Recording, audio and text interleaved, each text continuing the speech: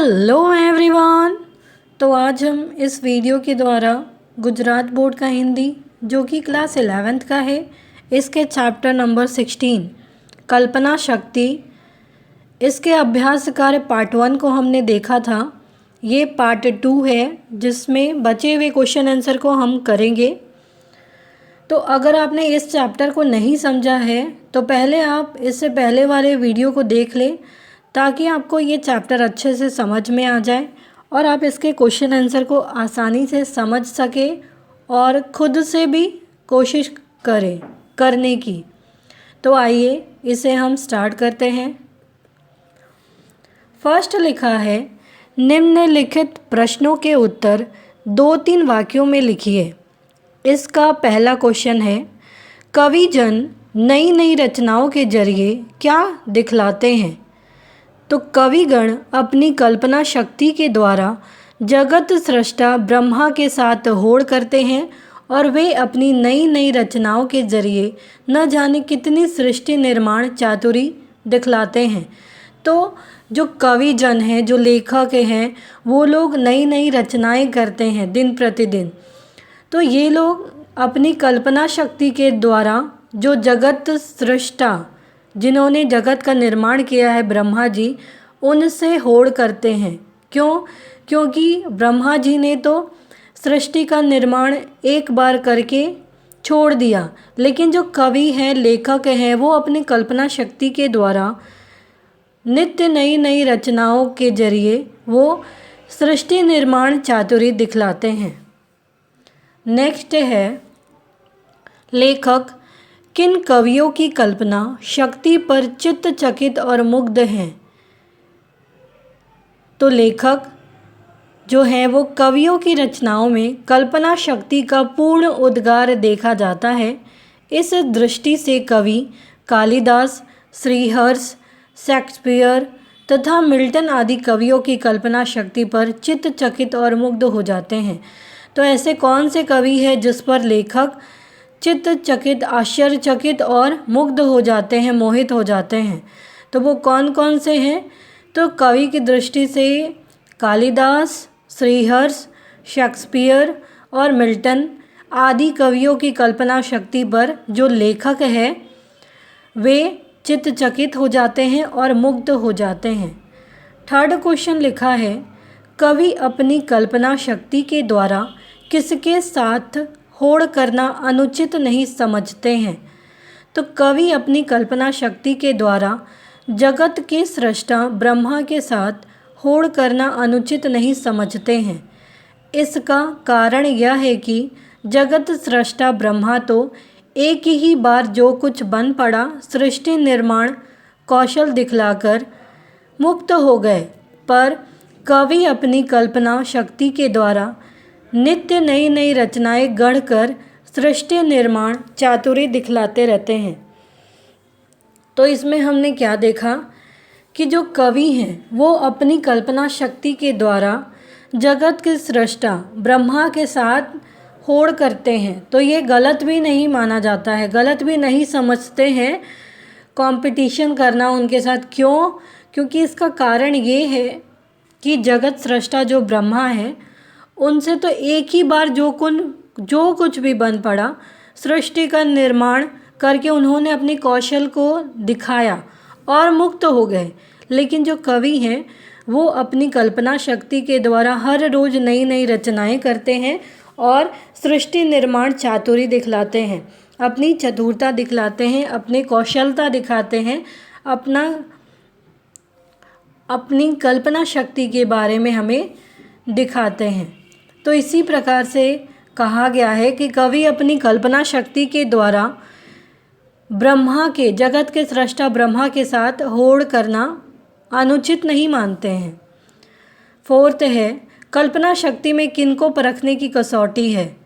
तो कल्पना शक्ति में कल्पना करने वाले व्यक्ति के हृदयगत भाव या मन को परखने की कसौटी है। जिसके भी लेखक के बारे में या उनकी रचनाओं के बारे में आप पढ़ते हैं तो आप उनकी सोच को समझ सकते हैं।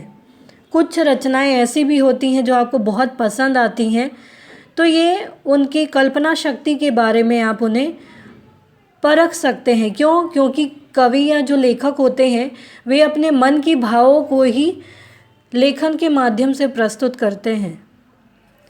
नेक्स्ट है, निम्नलिखित प्रश्नों के उत्तर 5-6 वाक्यों में लिखिए। इसका पहला क्वेश्चन है, बालकृष्ण भट्ट के निबंध लेखन पर प्रकाश डालिए।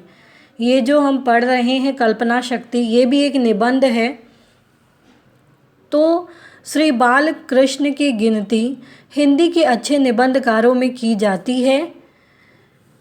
उन्होंने विविध विषयों पर निबंध लिखे हैं।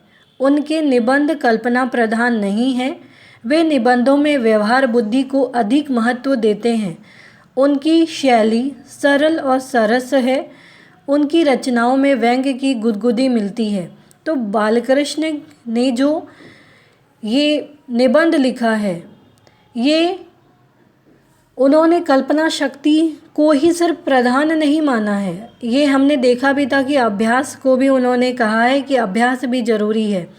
तो बालकृष्ण जी की गिनती हिंदी के अच्छे निबंधकारों में की जाती है और इन्होंने अलग अलग विषयों पर निबंध लिखे हैं, जिसमें उनके निबंध कल्पना प्रधान नहीं हैं।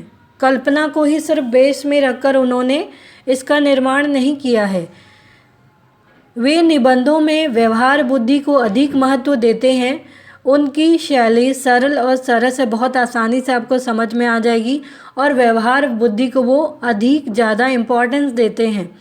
उनकी रचनाओं में व्यंग्य की गुदगुदी, आपको हास्य तौर पे या मजाक तौर पे आपको ये व्यंग्य देखने को मिलेगा, जो हंसी का पात्र भी आप बन सकते हैं या हंसी भी आपको आ सकती है, इस तरीके का व्यंग्य। सेकंड है, लेखक ने कल्पना पिशाचिनी अथवा भूतनी किस भाव से कहा है। तो लेखक ने कल्पना को एक महत्वपूर्ण शक्ति माना है। उसके अनुसार कवियों और लेखकों ने इस शक्ति के बल पर ही अमर काव्य और साहित्य की रचनाएं की हैं। परंतु लेखक ने व्यंग्य करते हुए कल्पना को भूतनी या पिशाचिनी भी कहा है। लेखक मानते हैं कि सिर्फ कल्पना करना ही पर्याप्त नहीं होता, कल्पना के साथ साथ अभ्यास का होना भी ज़रूरी है, वरना संपूर्ण भारत ही इस कल्पना के पीछे नष्ट हो गया, जहाँ कल्पना के अलावा कर दिखाने योग्य कुछ रहा ही नहीं। तो लेखक ने कल्पना पिशाचिनी अथवा भूतनी किस भाव से कहा है कि लेखक जो है वो कल्पना को एक महत्वपूर्ण शक्ति मानते हैं। वे अपने अनुसार कहते हैं कि कवि हैं, लेखक है, वो इसी शक्ति के बल पर ही अपनी रचनाएं करते हैं, जैसे अमर काव्य है, साहित्य है, इन सब की रचनाएं करते हैं। लेकिन लेखक ने व्यंग्य के रूप में, एक टॉन्ट के रूप में, मजाक के तौर पे ये बात कही है, कल्पना को भूतनी या पिशाचिनी भी कहा है। लेखक कहते हैं कि सिर्फ कल्पना करना ही, सिर्फ कल्पना शक्ति ही महत्वपूर्ण नहीं है, बल्कि आपको कल्पना के साथ साथ अभ्यास का भी करना चाहिए, अभ्यास को भी करना चाहिए, और ये भी बहुत ज़रूरी है, वरना जो पूरा भारत है, संपूर्ण भारत है, इसी कल्पना के पीछे नष्ट हो जाएगा, जहाँ कल्पना के अलावा कुछ और आपको देखने को मिलेगा ही नहीं। थर्ड इसमें लिखा है, लेखक ने निम्नलिखित शब्दों का व्यंग्य के लिए किस तरह का उपयोग किया है। फर्स्ट है गौतम, कपिल और कल्पना। तो लेखक कहते हैं कि इस कल्पना पिशाचिनी का और छोर किसी ने नहीं पाया। अनुमान करते करते हैरान होकर गौतम मुनि गौतम हो गए। कपिल बेचारे 25 तत्वों की कल्पना करते करते पीले पड़ गए। यह कल्पना बुरी बला है, इससे चौकस रहने में ही भलाई है, इसके पेच में पड़ोगे तो पछताना ही पड़ेगा। तो ये व्यंग्य किया है किन पे, गौतम पे, कपिल पे और कल्पना पे। नेक्स्ट है, निम्नलिखित गद्यांशों का आशय स्पष्ट कीजिए। फर्स्ट है, यह कल्पना बुरी बला है। तो मनुष्य तरह तरह की कल्पनाएं करता है। निरर्थक कल्पना करना हवा में तीर मारने के समान होता है। कल्पना का तब तक कोई उपयोग नहीं होता जब तक उसे कार्य रूप में परिणत न किया जाए। इसलिए मन बहलाव के लिए तरह तरह की कल्पनाएं करना बुरी बला ही है। तो मनुष्य जो है वो तरह तरह की कल्पनाएं करता है। निरर्थक कल्पना यानी बिना वजह का सोचना जिसका कोई सेंस नहीं है, या बिना अर्थ के ही कल्पना करना, ये तो ऐसा है जैसे हवा में तीर चलाया हो। कल्पना का तब तक कोई उपयोग नहीं होता है जब तक आप उसको कार्य के रूप में बदले नहीं। सिर्फ आप सोच ही रहे हैं, उसे अगर कर नहीं रहे हैं तो उसका कोई उपयोग नहीं होता है। इसलिए मन को बहलाने के लिए अगर तरह तरह की कल्पना की जाए तो वो बुरी बला है। सेकंड है, मनुष्य की अनेक मानसिक शक्तियों में कल्पना शक्ति भी एक अद्भुत शक्ति है। किस प्रकार से? मनुष्य अपनी मानसिक शक्तियों के बल पर अनेक कार्य पूरे करता है।